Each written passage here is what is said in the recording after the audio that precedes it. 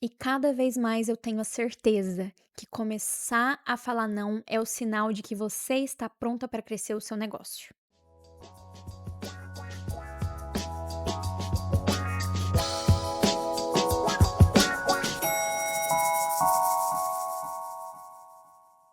Hello, hello, hello, sejam muito bem-vindos. Prazer, eu sou a Lu de Araújo, sou uma estrategista de posicionamento e esse é o Devaneia Cast, um podcast onde a gente faz desabafos e também entra em devaneios sobre a loucura que é empreender.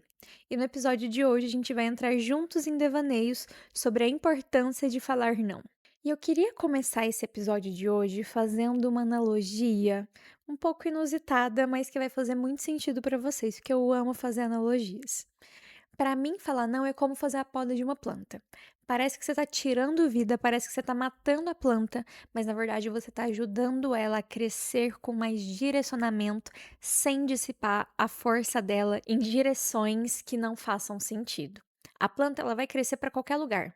Onde está batendo um pouquinho de sol ali, ela está criando um galho, ela está brotando uma folhinha, e nem sempre crescer um galho para qualquer rumo é algo favorável para aquela planta ou para o seu negócio. Não é porque está batendo sol que você tem que colocar um braço do seu negócio ali, um galho do seu negócio ali. A poda ela vem para que a planta ela consiga crescer com bastante força e vigor nos galhos que sobraram. Então a gente tira tudo que a gente não quer que se mantenha, que fique ali, e faz com que aquela planta ela direcione toda a força dela para que aquele lugar que ficou, aqueles galhos que ficaram, eles cresçam muito mais fortalecidos. E a planta, quando ela não tem poda, ela vai crescer, todos os seus galhos ali, ela vai dissipar toda a sua energia e não é qualquer galho que vai dar fruto. A gente podando, os galhos que ficaram, eles vão dar frutos. Então vocês conseguem entender que é extremamente importante fazer essa poda? E a gente tem muito medo de fazer essa poda, que a gente tem medo de falar não. A gente cresceu querendo agradar todo mundo, a gente quer ser querido, a gente quer ser amado. É do ser humano esse desejo de não desagradar. E falar não é uma coisa assim que é até quase que um tabu na nossa sociedade. Ai, se eu falar não, eu vou ser vista como arrogante. Se eu falar não, eu vou ser vista como antipática, como metida, como alguém que não valoriza o outro, como uma pessoa fechada. Mas, tipo, cara, não. Quando você fala sim, você está se esvaziando de si, você está se afastando dos seus objetivos, se você está falando sim para uma coisa que não tem nada a ver com você ou com o lugar que você quer chegar. Não é porque alguém está chegando até você, oferecendo algo, propondo algo, que aquilo vai fazer sentido para você. Não é porque o sol está batendo ali que o galho tem que crescer naquela direção. Consegue entender que é importantíssimo que você aprenda a falar não? Além de importante, é urgente que você aprenda a falar não. O não vai ser a poda estratégica que vai fazer o seu negócio crescer e florescer com muita intenção no direcionamento certo. Mas aí entra um ponto importante. Para que você consiga falar não, você precisa saber onde você quer chegar. Porque se você não sabe onde você quer chegar, a gente não consegue dar o direcionamento para que ela possa acontecer. Qualquer galho pode ser o galho que a gente quer que fique, pode ser o galho que gere fruto. Então, quando a gente tem uma clareza de objetivo, a gente sabe que não é qualquer galho que vai precisar ser mantido. E aí a gente tem uma possibilidade de fazer a poda correta para que a gente atinja aquele objetivo de fato. E aí a gente vai ter toda a intencionalidade que a gente precisa para tomar as decisões corretas. Então para, pelo amor de Deus, para agora de achar que falar sim para tudo ou para todo mundo é o que vai abrir diversas portas para você. Falar sim pode até abrir porta, mas falar não vai te impedir de entrar e passar pela porta errada, passar pela porta que vai te prejudicar e te afastar do seu objetivo final. E eu queria que vocês entendessem que para a gente crescer como marca, como negócio, o crescimento ele não está diretamente relacionado ao quanto sim você diz, muito pelo contrário, você só vai conseguir crescer a partir do momento que você começa a falar não e principalmente sustenta o seu não. Você se mantém fiel àquilo, ao seu valor e não abre mão. E aí nesse podcast eu queria trazer duas perspectivas a partir de agora, A primeira delas é sobre começar a falar não para o seu cliente e depois começar a falar não para algumas oportunidades que são fardos que aparecem disfarçados de benefícios. Então agora eu quero dar foco para essa temática de falar não para cliente ou demitir clientes, que é algo meio polêmico, assim, que muita gente acaba se sentindo culpado por recusar projeto, né, enfim. Quando a gente fala dessa analogia da planta, a gente tá falando de podar os galhos que não vão dar frutos e manter ela crescendo numa direção específica. Para manter ela crescendo naquela direção específica, a gente precisa saber que direção é essa, onde a gente quer chegar. E além de saber onde a gente quer chegar, a gente precisa ter muita clareza de quem a gente quer atender, qual a transformação a gente gostaria de gerar, como a gente gostaria de impactar aquelas pessoas. O meu cliente ideal é uma mulher de 30 a 60 anos. Não, esse não é o seu cliente ideal. Você pode até atender uma mulher de 30 ou uma de 60, mas você precisa traçar uma persona específica, que é a sua buyer persona, que toda a sua comunicação, todos os seus esforços vão ser direcionados para se comunicar com essa pessoa. Você vai se posicionar para gerar uma conexão com ela. E aí pode acontecer da de 60, da de 30 virem, mas a gente, por exemplo, coloca que a sua ideal é uma de 40, 42, 38, 55, enfim. Então você vai começar a desenhar essa persona ideal e entender o que que ela espera de você, quais são as dores dela, como é a rotina dela, o que que ela valoriza, ela vive pelo quê, o que que ela gosta, os locais que ela gosta de frequentar, como ela se veste, como ela conversa, como é o relacionamento dela com as amigas, relacionamentos amorosos. Você vai traçar um perfil dessa pessoa. E aí a gente, obviamente, vai ter as exceções de pessoas que vão chegar até você, mas que pode ser que ela seja uma exceção em um aspecto e não seja em outro. Pode ser que chegue até você uma mulher fora do range de idade ou fora daquela região que você estabeleceu que aquela mulher vive, mas ela vai estar alinhada com os valores, ela vai estar alinhada na rotina. Então, traçar a persona ideal é mais para a gente ter esse direcionamento de comunicação e de posicionamento. E a gente vai atraindo pessoas que são relacionadas e que se identificam com essa persona ideal para comprar da nossa marca. E a partir do momento que a gente tem essa clareza da transformação que a gente quer gerar, de quem a gente quer atender e de onde a gente quer chegar, a gente começa a se comunicar em prol disso, fazer esse movimento, mas vai acabar chegando uma pessoa desqualificada até você vez ou outra. Ou uma pessoa que não te valoriza. Pode ser também uma pessoa que não vai respeitar o seu tipo de processo, no sentido de, olha, o meu branding, ele demora pelo menos 60 a 90 dias para a gente conseguir executar com maestria, com qualidade, com a profundidade que o serviço requer. Ah, mas eu preciso para daqui 2 semanas. Tchau e benção, beijinho. Você não nasceu para ser minha cliente. Então, se ela é uma pessoa que não respeita o meu processo, que é um tempo necessário para que eu consiga criar uma estratégia de posicionamento aprofundada e longeva para ela não serve para ser minha cliente, ela não respeita, ela não entende a importância de seguir o meu processo. E se ela não está entendendo a importância de seguir o meu processo e ela está querendo impor o processo dela, não sou eu que vou atender ela. Então eu preciso falar não para essa cliente, porque ela vai me dar dor de cabeça. Pode ser que eu consiga atender ela em 15 dias ali, nossa, tô desesperada, precisando muito de dinheiro, vou abrir essa exceção, vou te atender e vou te entregar em 15 dias. Faz das tripas coração, entrega em 15 dias o projeto pra ela. Ela vai sair falando o que para as outras pessoas? Ela é ótima, super rápida, entregou em 15 dias. E aí isso vai acontecer o que depois? Ruído no seu posicionamento, ruído na percepção que as pessoas têm de você. Ah, mas para fulana você fez em 15 dias, eu quero em 15 dias também. Você vai conseguir fazer em 15 dias para todo mundo? Não. Então é melhor falar não para aquela lá, a primeira que chegou desesperada pedindo, do que falar sim e depois ter um problema de ruído na sua marca. Dizer não para esse tipo de cliente é um ato de profissionalismo e é um ato que vai te resguardar muito em relação à longevidade do seu posicionamento. E a gente precisa começar a ter clareza disso, porque a gente fica com medo de falar não, para dinheiro, falar não para oportunidade, falar não para cliente e depois não chegar outro cliente. E o que eu tenho feito, principalmente agora nesse ano que eu tô levando as coisas mais a sério, eu tô começando a falar muito não mesmo, assim.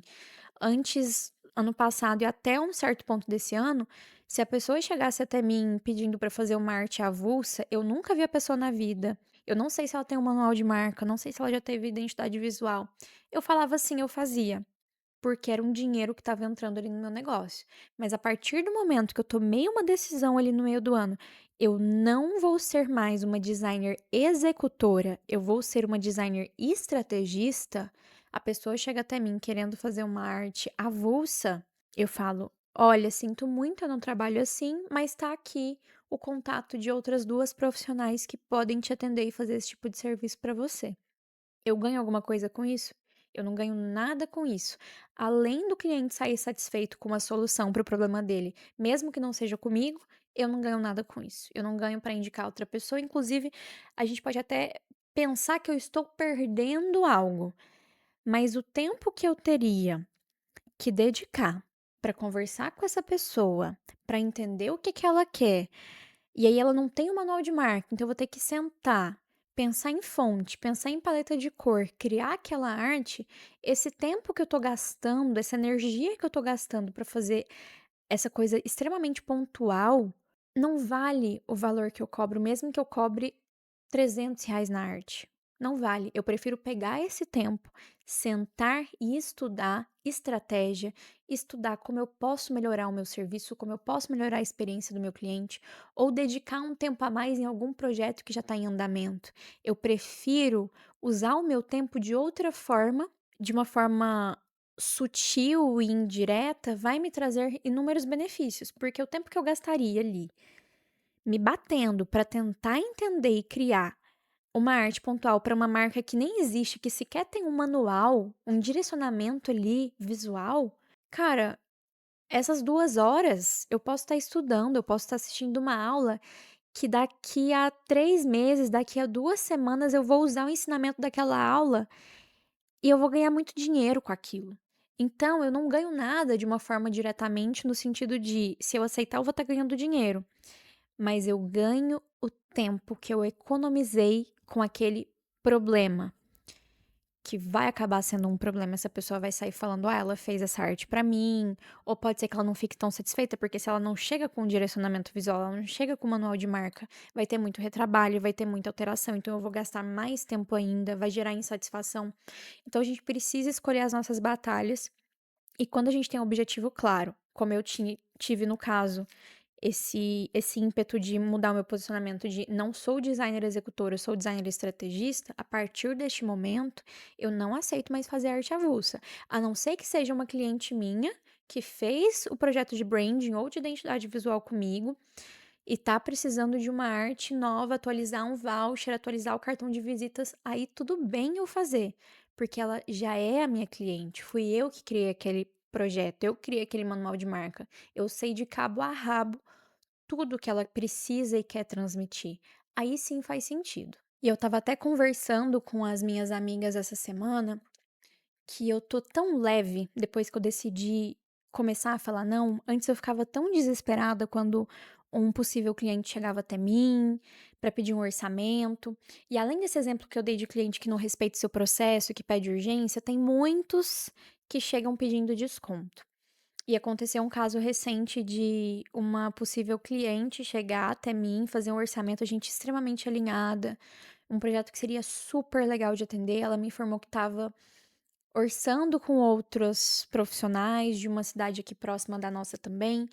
E eu fiquei em paz. Eu falei, cara, se for pra fazer comigo, vai ser porque ela viu o valor e se identificou comigo do mesmo nível que eu me identifiquei com ela.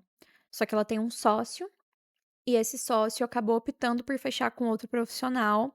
E antes dele optar fechar com outro profissional, provavelmente fecharam por uma questão de valor, porque ela chegou até mim perguntando se aquele era o preço máximo que eu faria.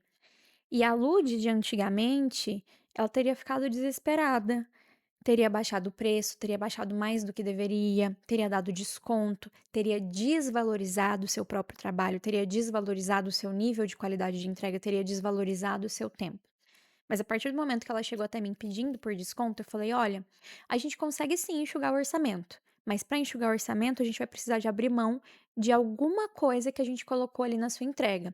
A gente pode tirar essa parte do projeto, a gente pode diluir um pouquinho e enxugar aqui a quantidade de artes que a gente colocou para serem entregues. Faz sentido para você enxugar o orçamento tirando isso ou isso?" "Ah, faz sentido. Quanto que ficaria?" Passei o valor atualizado para ela. Mesmo enxugando o projeto, tirando, eles acabaram optando por fechar com outra pessoa. Eu achei muito legal que ela chegou até mim para contar: "Não vamos fechar com você, acabamos optando por fechar com outro profissional."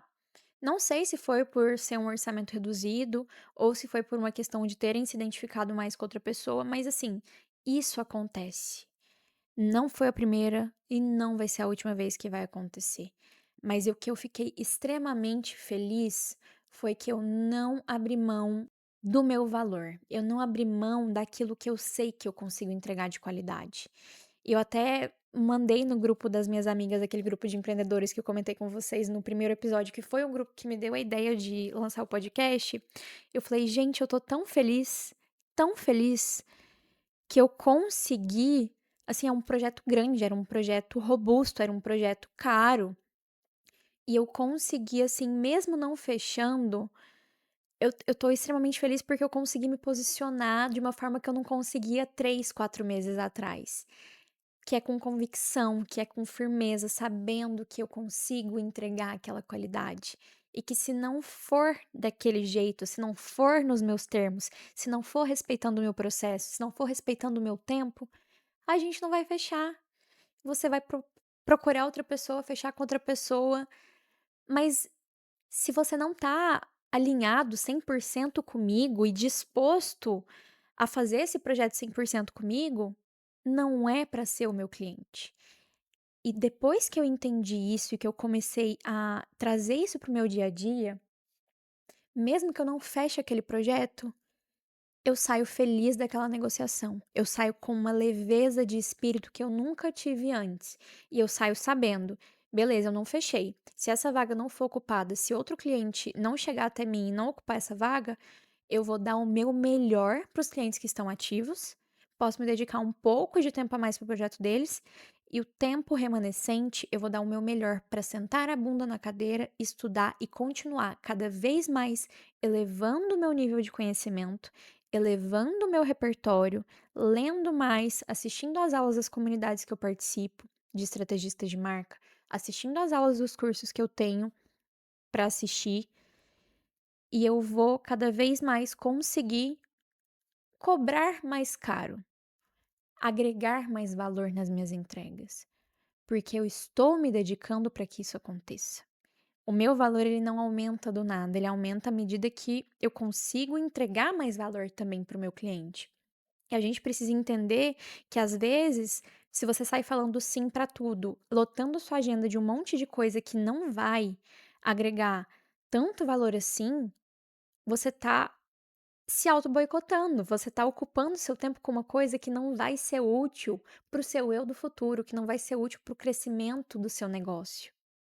E a gente precisa começar a colocar na nossa agenda esses momentos de dedicação, de evolução de conhecimento, porque é só evoluindo o nosso conhecimento que a gente consegue elevar o nosso nível de entrega também. Então a gente precisa muito confiar no processo, confiar que aquele não, ele foi muito bem dado, porque se você tivesse falado sim, o sim não ia te trazer lucro. Ele ia te trazer um pouquinho de dinheiro, mas junto com esse dinheiro ele ia te trazer muita frustração, poderia trazer uma desmotivação também.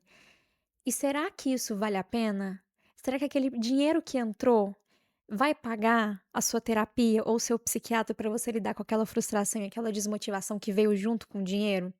Então eu tenho pensado muito nisso, sabia?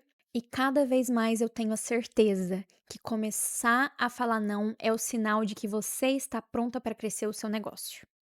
E aqui a gente também precisa falar sobre os clientes que eles já são clientes, mas que a gente precisa demitir eles.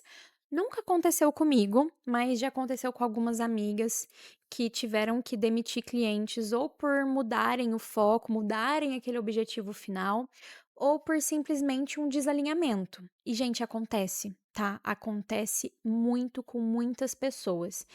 Se você tem um cliente, você trabalha de uma forma recorrente, não é muito o meu caso, eu tenho só um cliente recorrente há quase 2 anos e a gente nunca teve problema.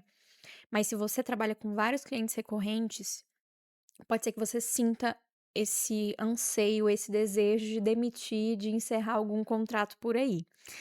Então eu queria falar pra você que se você tá sentindo isso, provavelmente tem alguma coisa aí que você precisa olhar e analisar. Vai fazer sentido demitir esse cliente? A fonte de renda que ele me traz, vai fazer falta? Primeiro ponto. Eu vou conseguir repor de alguma outra forma? De que forma eu posso me movimentar para repor isso que vai fazer falta? E antes de decidir se vai demitir ou não, você precisa pensar em coisas que vão te ajudar a tomar essa decisão. Em relação aos valores, em relação a se essa pessoa te valoriza, se essa pessoa te traz boas indicações, te traz bons feedbacks ou críticas construtivas, se ela colabora com o seu crescimento. O que que aquela pessoa está passando naquele momento específico que antes ela não era um cliente problema e acabou se tornando um cliente problema? Será que ela está passando por algo e é só um momento, é só uma fase, dá para segurar? Então a gente precisa também avaliar um pouquinho com esse olhar mais macro para entender o contexto de tudo antes de tomar a decisão, para que essa decisão seja uma decisão bem executada, né? Mas assim, eu não tenho muito local de fala porque eu nunca demiti cliente. Na verdade, demiti sim, recentemente. Depois que eu decidi que eu nunca mais ia pegar arte avulsa, apareceu, acho que é teste, é Deus me testando. Apareceu uma pessoa que ela já, antes de eu decidir, ela já tinha orçado comigo e demorou pra fechar. Aí, nesse meu tempo, eu decidi que não ia pegar mais. Aí ela, ai, quero fechar, quero fechar, quero fechar. Eu, putz, já passei o orçamento, não tinha decidido ainda que eu não ia pegar, não vou deixar ela na mão. E era um caso desses clientes aí que não tem manual de marca. Peguei a cliente, pedi que enviasse tudo. A pessoa tinha só um logo e 2 cores. Beleza, me deu os direcionamentos, eu pedi fotos da marca que era produto físico e tudo mais. Falei: acho que vai ficar legal colocar a foto do produto físico aqui". Ela me mandou uma referência, fiz bastante parecido com a referência, era uma arte, tipo, para banner de site, assim, e uma capa de e-book. Mandei a arte, gente, eu sabia que ia ser problema. A pessoa jogou a arte no chat GPT e pediu para o chat GPT fazer uma lista de coisas que o chat queria que fossem alteradas na arte. E aí também reclamou que eu não tinha usado a cor da marca. PS, eu copiei a cor exata que estava no site. Eu usei sim a cor da marca. E aí ela tinha me passado uma única fonte. Eu usei essa fonte. E aí ela foi e falou: "Ai, mas eu achei que ficou muito engessado, eu queria que usasse outras fontes". Eu falei: "Querida, eu usei a fonte que você me passou, se você não tem manual de marca, você tem que pagar alguém para criar um manual de marca. Ou que seja eu para criar uma identidade visual que você vai receber o manual de marca ou qualquer outro designer, não precisa ser comigo. Mas para fazer artes com qualquer pessoa, você precisa dar o mínimo de direcionamento que é ter um manual de marca". E aí a hora que eu fui lendo, gente, a hora que eu fui lendo aquele textão que o chat GPT falou, que o não foi coisas que ela queria que melhorasse na arte, foi o chat GPT falando o que ele queria que eu fizesse na arte. Aí eu falei: "Não, o meu limite é aqui". Eu simplesmente pedi o Pix e falei: "Vou te estornar", a gente já estava com o contrato assinado, nota fiscal gerada. "Vou te tornar imediatamente o valor da arte que você me pagou. Toma aqui o contato desta designer, elas fazem artes avulsas, acho que elas vão conseguir te atender melhor", porque eu vi que não ia valer o meu tempo.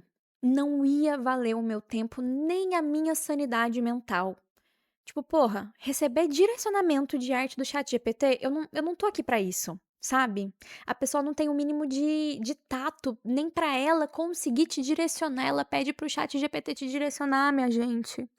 Sem condição alguma, sem condição alguma. Essa foi a única cliente que eu demiti. Aí cancelei a nota fiscal, passei o contato das outras designers, chamei as outras designers, expliquei a situação, falei: "Ó, passei o seu contato pra fulana da marca X, eu criei isso aqui de arte pra ela, não ficou satisfeita, ela mandou isso aqui de direcionamento, se ela te chamar aí, você já sabe do que se trata, as artes que eu criei são essas, toma as artes aqui abertas. Tipo assim, entreguei o trabalho que já estava pré-pronto para as outras parceiras, que são designers. Se elas quisessem trabalhar, eu evoluí o trabalho em cima ali.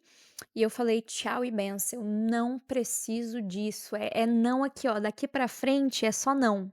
Pessoa chegou querendo arte avulsa, beijinho, tchau, tchau. É não, minha querida, não vou te atender, infelizmente. Se for minha cliente, a história é outra. Se eu tiver feito o manual de marca, a história é outra. Mas chegou, mesmo chegando, depois dessa, mesmo chegando com o manual de marca pronto, é tchau e benção. Não é para ser a minha cliente. E isso foi uma coisa assim que foi muito marcante para mim, sabe? Foi a virada de chave. Eu já tinha tido a virada de chave de entender o tipo de cliente que eu não queria atender, o tipo de serviço que eu não queria mais fazer. E ela, nesse meio tempo, ela tinha enrolado pra fechar. Ela enrolou, tipo, mais de um mês pra fechar essas artes. E quando ela voltou, eu tinha tido essa virada de chave.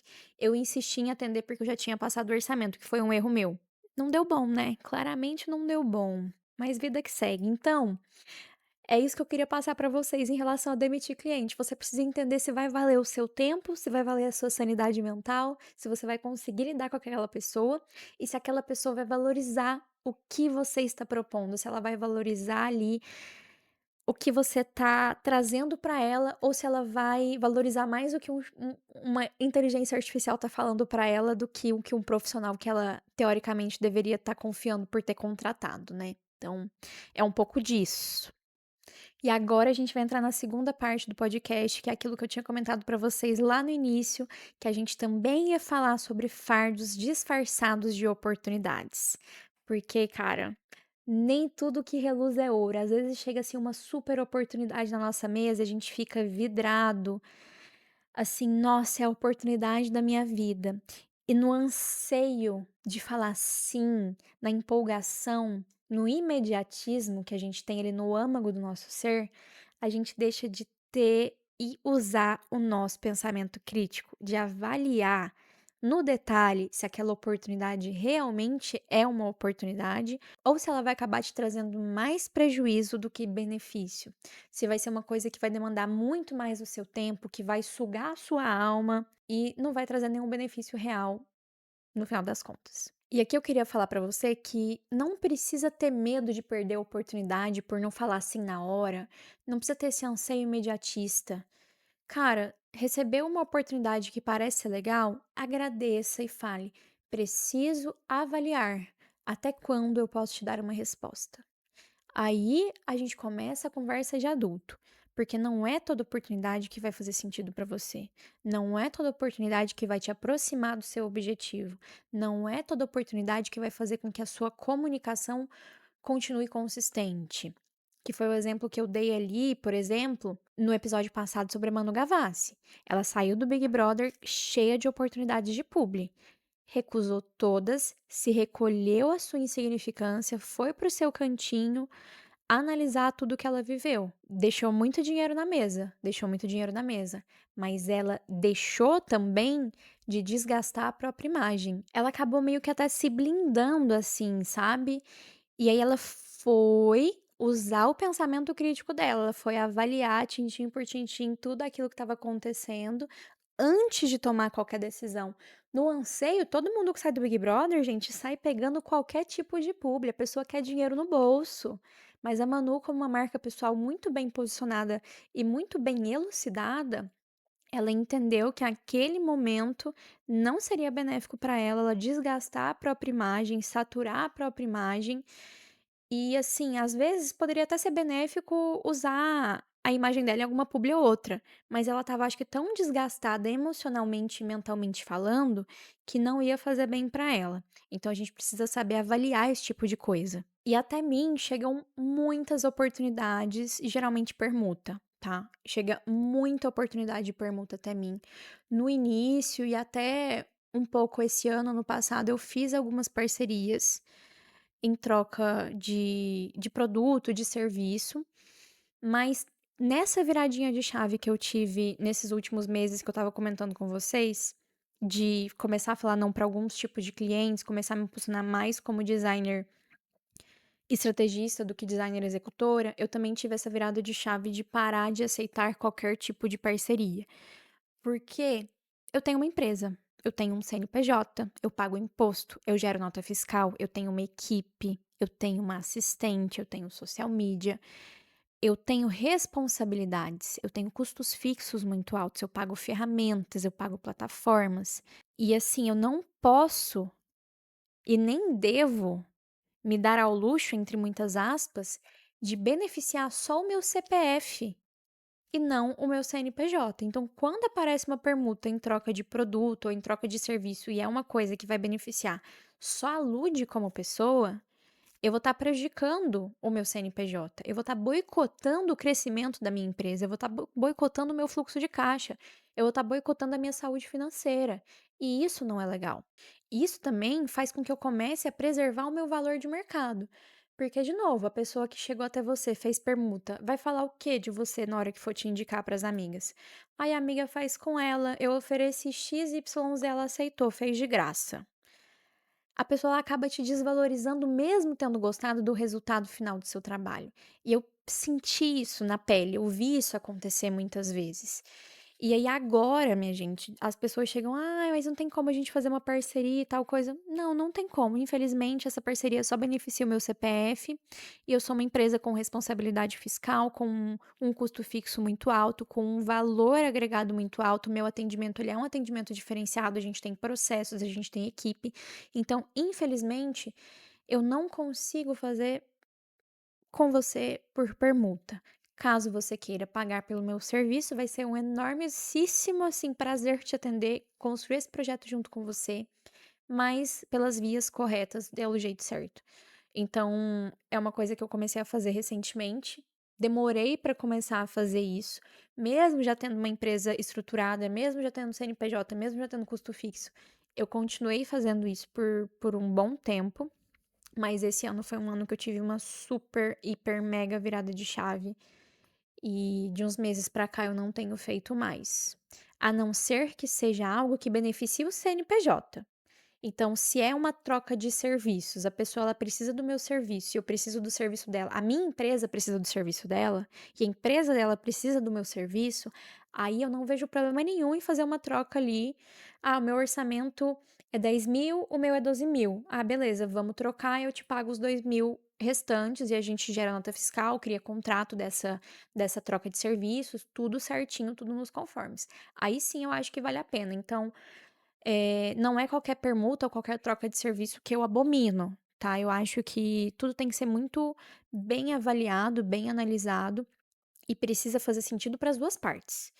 Não é porque são 2 empresas prestando serviço que a outra vai querer o seu serviço ou vai sentir necessidade do seu serviço. Então precisa ser algo que as 2 queiram muito fazer acontecer.